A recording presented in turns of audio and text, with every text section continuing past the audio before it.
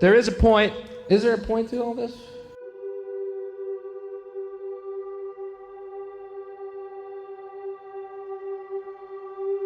The world is like a ride at an amusement park, and when you choose to go on it, you think it's real, because that's how powerful our minds are. And the ride goes up and down and round and round. It has thrills and chills, and it's very brightly colored, and it's very loud, and it's fun for a while.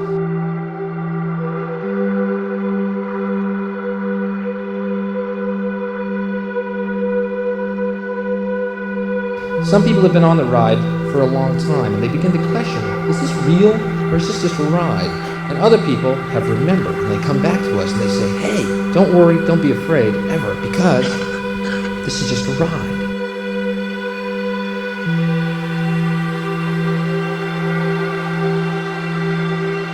And we kill those people.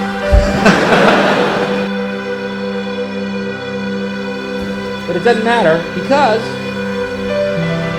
it's just a ride.